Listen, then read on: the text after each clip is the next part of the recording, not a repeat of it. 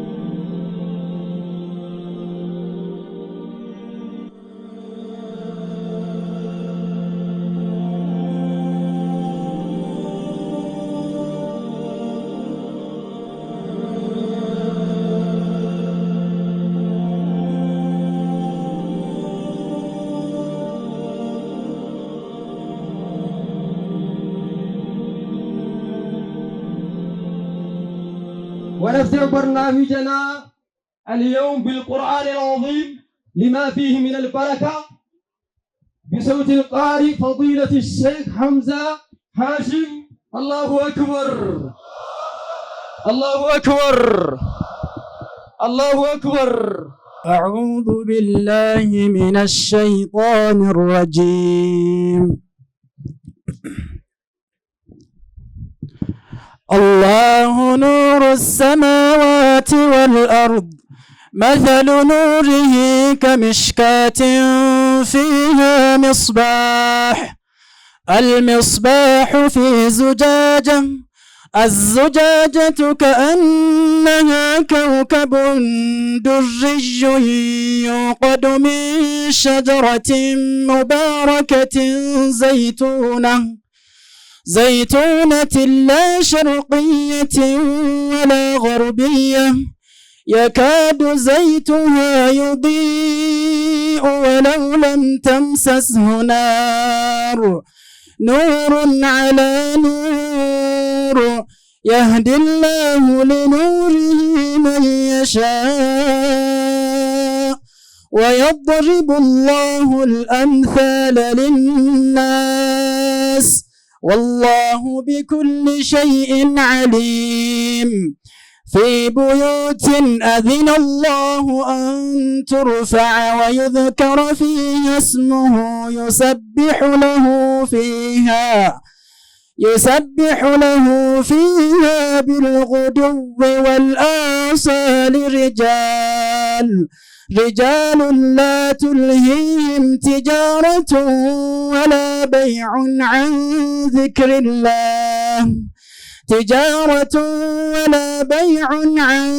ذكر الله وإقام الصلاة وإيتاء الزكاة يخافون يوما تتقلب فيه القلوب والأبصار ليجزيهم الله أحسن ما عملوا ويزيدهم من فضله والله يرزق من يشاء بغير حساب والذين كفروا أعمالهم كسراب بقيعة يحسبه الظمآن ماء حتى إذا جاءه لم يجده شيئا ووجد الله عنده فوفاه حسابه والله سريع الحساب أو كظلمات في بحر لجي يغشاه موج من فوقه سحاب ظلمات بعضها فوق بعض إذا أخرج يده لم يكد يراها ومن لم يجعل الله له نورا فما له من نور ألم تر أن الله يسبح له من في السماوات ألم تر أن الله يسبح له من في السماوات والأرض والطير صافات كل قد علم صلاته وتسبيحه والله عليم بما يفعلون ولله ملك السماوات والأرض وإلى الله المصير ألم تر أن الله يزجي سحابا ثم يؤلف بينه ثم يجعله ركاما فترى الودق يخرج من خلاله وينزل من السماء من جبال فيها من برد فيصيب به من يشاء ويصرفه عن من يشاء يكاد سنا برقه يذهب بالأبصار صدق الله العظيم. السلام عليكم ورحمة الله وبركاته. أهلا ومرحبا بغنغان دفتن من الفضلاء والكبراء والعلماء والدعاة والدعوات ما شاء الله أمني كين هندنو علماء الراقبة دعاة الراقبة حواس مسلم تتير راقبة هندي كيسنو أنا دفو بغنغان نو دفتني نسنين جنا مال جتن إيغا لذا أكا كنا غمچو أكا كنا umrii keenya keessa itti qaqqabna sin jenne rabbiin kana nu agarsiise maal jettamme egaa kana caalaa mee ummata keenya galanni kan rabbiiti ulamaa irraa doktora keenya ifriqiyaa irraa itti gaafatamummaa kan ta'an rabbiin awwalan nagaan nuu fidee jedhe rabbii keenya nashkuruhu shukran jaziilan نقول الحمد لله انتاني كامل لكن دكتوران فوكاتو اتدي بيامي كاناف akka kanatti rabbiin isin argachiisuudhaaf hadhaa borillee mee al tokko takbiraatti naa godhame mee itti deebisaa mee إيجا والنفري واهن دايرتي أرجمو كان إبادان الرتي فريسو هو الإيمان إيماني يوجل جراته قلبنا ما كيس يو إيمان نجراته واني هجة هندي فريق أبا بلينكي كناف وبلين الدو كانت والغين يجرون هندا نما إيمان كامل أرقتي الدو كان الراك وربنا هاتايس إيمانك يا ربها كملوا مجتمع كينيا هرا مجتمع فلاها في نجاها ربي نوفقلو ولتقوام كينيا ولتقوام بركة ربي نوفتايس كان بوتي قدان را أرقن ربي نوفقلو كان شري قدان أجابانو ربي نوفتايس بيا كيس جرو بيا أمني ربي هاقلو بيا نجينيا ربي هاقلو بيا بركة ربي هتاسسو وامنا باني فهم بربانو الارجنة ملكوفنة ادو كنا كو ربنا ملكو كنا فبلين كيا ايقا نمني وان هجته هندر رتفريق ابو نما ايمانك ابو يادتشيسون نمني النفيدو نما ايمان قلبي ساكي سجرو جاء ربي كناف إيمان ربنا ملكو موضوع كان كينيا هرادا إدو كانت وننتي ولك بمنيف مجالس علمي إجارو الأف ربي القرآن إيسا كيستي يرفع الله الذين آمنوا منكم والذين أوتوا العلم درجات لأن الله تعالى يقول في كتابه أمة أمنه أكو من درانو موضوع إيمانا إسنيف كاسي نما كان هندرا نما إيمانك أبو صدر كاسانينا والكاسيرا أجي رب نمني إيمانك أبو ربي برتي قدري نسادا قداد ثم بعد ذلك والذين أوتوا العلم درجات لأنه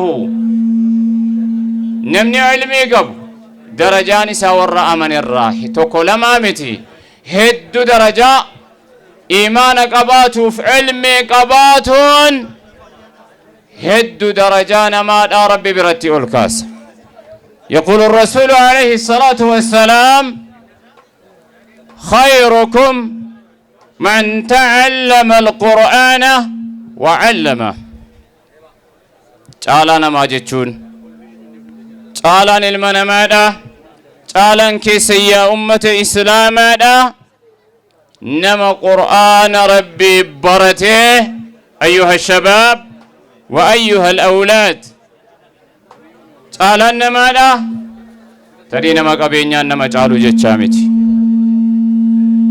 نما وقم الدداتي نما جالو جتشامتي تعالى نما جتشون نما علمي ربي برتي نما جالو مجري تايمت مقاباتي نما تايمت شيكم ما غندا قفا قبتي امام ما قبتي شيكم ما قبتي نما تايمت تعالى نما جتشون نما برتي نما برسيس تعالوا ما ارغچون برچو قفامت تعالوا ما ارغچون شيكم ما قبتني تاومت مع العفو إفما وجن شكن كينيا والنجال ما نما ارغچيسو ايغا في برتني كتاب ربي برسيسني خدمات ربي گگسو تعالى علمنا ما نمتاسي سبولينكي ايغا بولين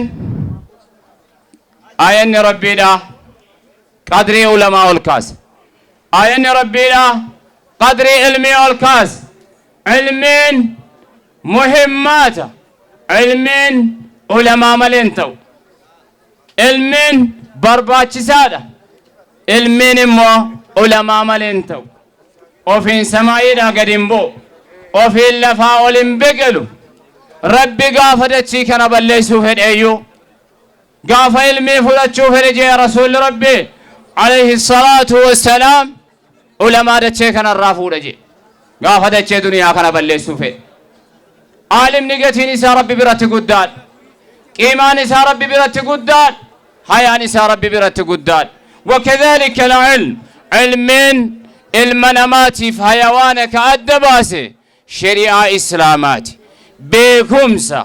بيكمسي برباچي سادا بيكمسي عالم ملي هنرقم قبادان بيتمو هلق افتمو أبارنا لمبولينكي فلذلك فلنهتم للعلماء والعلم بكم سافي علماتي اتهايان بريتشنه علماء قبسيسو علمي بك قبسيسون أكما أما مناباتني هجي تاسفتني يادك أبتني قبصوفتني وان كان فكاتو قوتن نبرباتشس إسا كان ربي سن الراها جالته إرادو برتيكي سن الرا ربي هجالته فيتا ربي سني هاباسو أكيادني أولت ربي مرادك سن هاقوتو مرادك سن ربي هاقوتو ويادنيني ربي ولتي سن هاقبو وان صدات ربي نجاي سن هاباسو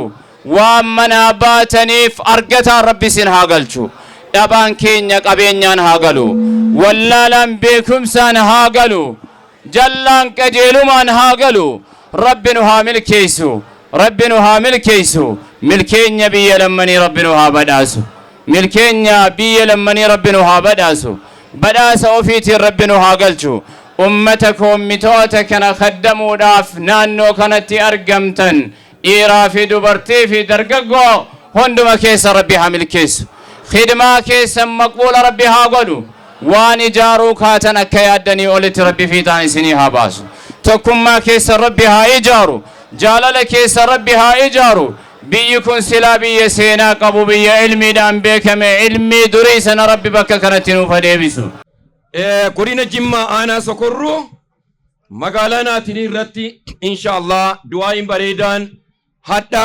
كقدامو gammachuu ummata muslimtoota muslimtittiidhaaf akka addunyaa irratti darbuuf yaanna kanaadha godhamaa jira jecha ummanni kun immoo ummanni magaalaa Sokorruu hundi isaatu dhiiraa gennoota xinnaa guddaan wanti deebinaan hojjechuudha wal gaheef masjida rabbii ijaaruudhaaf masjidni rabbii immoo waan mi'a islaamaa keessaa borjeettii oliiti biyyaafis guddina biyyaafis moo deebinaan misooma deebinaan magaalaadhaafis moo deebinaan misooma guddaadha kanaaf jennaan masjid al-Bilaal nu gargaaraa jechuudhaan ummanni naatiriidha ulamaa isaatii qabee imaamotaa qabee koreedhaa qabee iyyannaa dabarfateera jecha iyyannaa sana immoo ummanni hundinuu naannoon musliimoonni dhaga'eeti itti hirmaataa jira kan hirmaates gidduu kana ittuma jira jecha السلام عليكم ورحمة الله وبركاته السلام عليكم ورحمة الله وبركاته السلام عليكم ورحمة الله وبركاته الحمد لله الحمد لله الحمد لله الحمد لله لا إله إلا الله لا إله إلا الله لا إله إلا الله محمد رسول الله محمد رسول الله محمد رسول الله الحمد لله وأصلي وأسلم على رسول الله وعلى آله وصحبه ومن والاه فارونك ربي كإناتي كاست ولدت نقبي كأكنتي ربين والنؤرقسيسي فارونك إساتي الحمد لله رب العالمين أكنتي نسمتني أكنتي نويدني أكنتي محاضرة كنا فأكنت باتني أكنت إذا أصودم تنبلتني أكنت أسجدتن رب سمراها ملكيسو رب سنها ملكيسو هاجا كيسن كدنياتي في آخر اللي رب سنها باسو ور ملكا ورب نهاتايسو ور ملكين أسيقل رب نهاتايسو نمرتدو ملكوفنيك أسيقل رب هاتايسو ومسجدك اللي رب نها إجارو لفا مسجدا كان اللي ربي نوها بلسو ربي نوها إجارو ملكوفني ورقلو ربي نوها تايسو ربي نوها جالتو أكنت بيتين بي أكنت بريتشفتني أفان تقوتاتني إسلامني keenya osoo walin qoodin osoo maqaa walitti hin baasin akkanatti tokkichummaa kana ka argisiiftan guddaa nu gammachiifsee guddaa gammannee rabbi gammachuu kana walitti nu haa fufu gammachuu kana rabbi walitti nu haa fufu biyya teenya biyya nagaa rabbi haa taa'isu biyya quufaa rabbi haa taa'isu biyya diinaa rabbi haa taa'isu biyya qur'aanaa rabbi haa taa'isu biyya ilmii rabbi haa taa'isu akkuma dur baramte shiroon abbalti biyyi jimmaa biyya ilmiiti ilmii san rabbi ammallee deebitee akka gizee sheekota shiroo sheekota abbalti ishee shariifsa rabbi nu haa taa'isu rabbi akkasitti nu haa deebisu masjida kana rabbi nu haa ijaaru walitti deebinaa assalaamu alaykum wa rahmatullahi wa barakaatuh. jalqaba irratti faaruun kan rabbii waa hunda jijjiiruu danda'uuti. alhamdulillahi rabbil aalamiin. asirratti namoota gurguddoo fi kanneen ani fuuldura isaanii dhaabbadhee haasawaa gochuu hin dandeenye argaman illee carraa naa kennametti fayyadamee ergaa gabaabduun dabarsuuf gara kanatti affeeramuu kootiif alhamdulillahi rabbil aalamiin.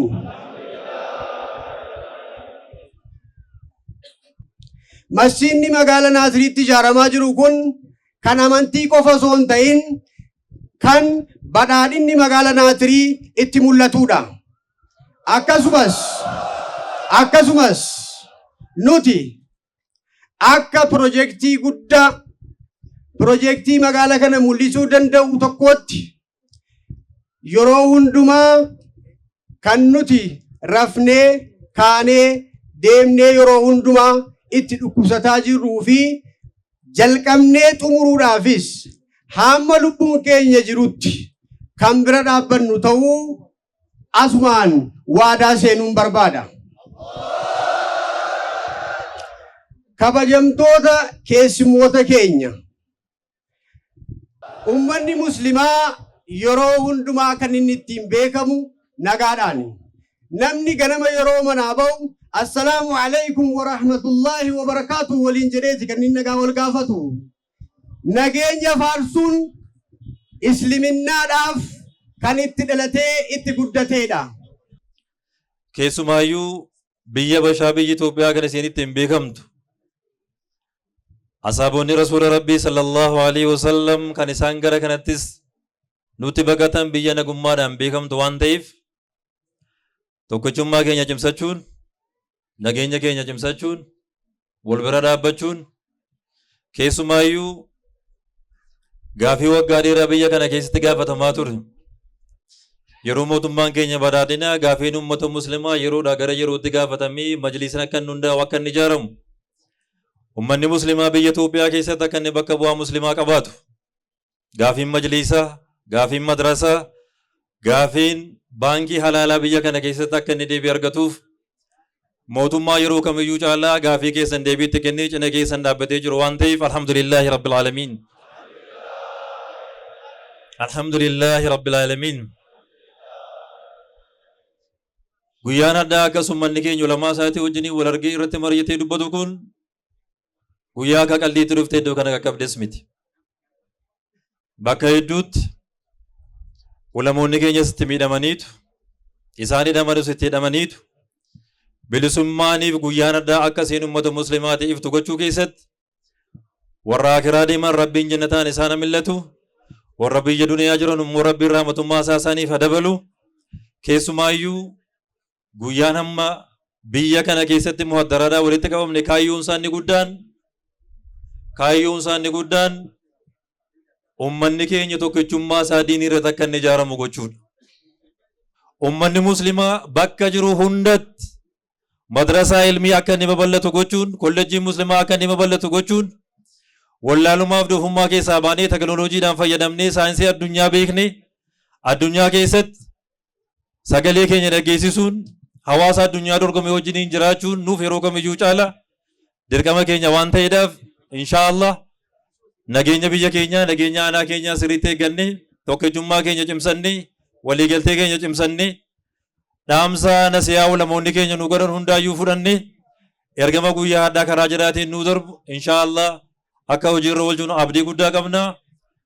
Rabbi isa guyyaa haddaa akkanatti walitti nu qabee isinii wajjiniin wal agarsiisu shukriin kan isaati. Alhamdulillahi rabbil aalamiin. Allahu akbar. Allahu akbar. Allahu akbar. Assalamu alaikum wa rahmatullahi wa barakatuh.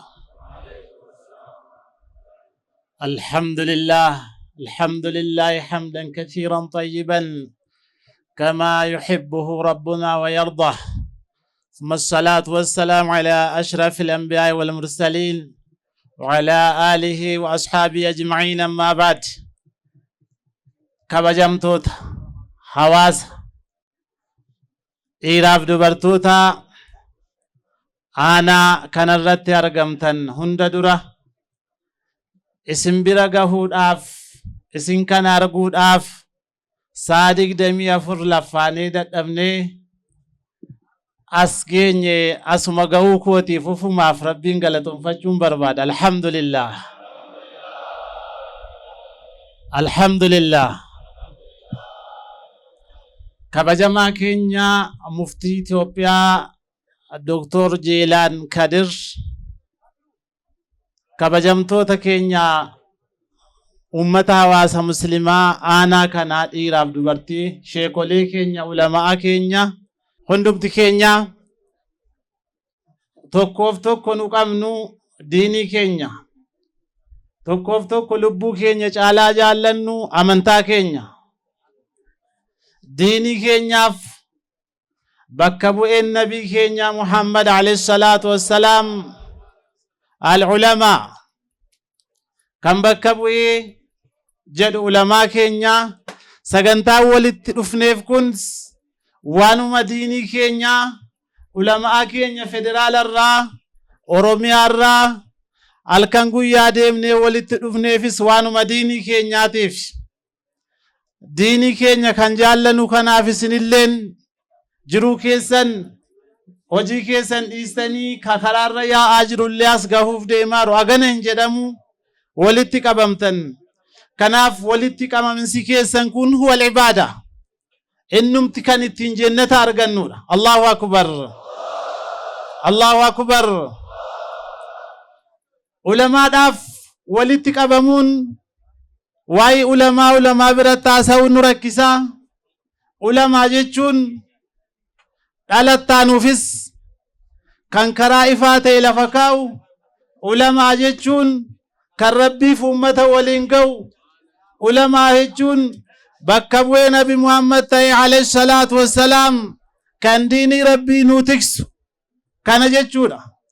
Akka naannoo kanaatti ulamaa keenya guddaan Sheek Shariif ulamaa diinii tiksaa turanii isiniin gahanidha.